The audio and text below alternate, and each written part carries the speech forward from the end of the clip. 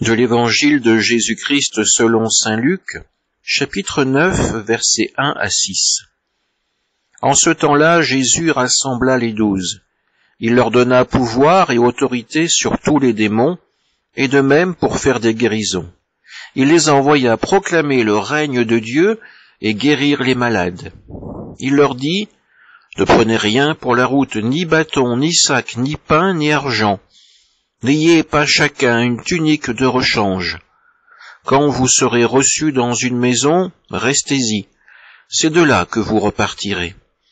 Et si les gens ne vous accueillent pas, sortez de la ville et secouez la poussière de vos pieds. Ce sera un témoignage contre eux. » Ils partirent, et ils allaient de village en village, annonçant la bonne nouvelle et faisant partout des guérisons. Acclamons la parole de Dieu. Quand nous entendons ces commandements de Jésus, nous ne pouvons pas nous empêcher de regarder notre propre situation.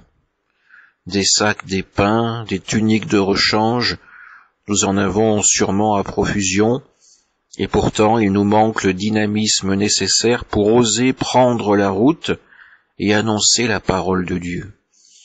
Nous sommes coincés dans une sorte d'immobilisme. Nous avons dans le cœur ce désir de faire connaître le Christ, mais il nous semble que nous n'en sommes pas dignes, que nous ne savons pas faire, que nous ne savons pas parler.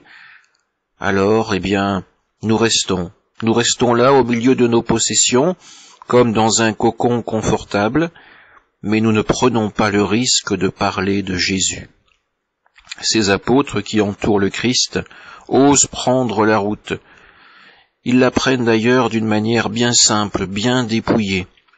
L'urgence de la mission est la seule chose qui anime leur cœur.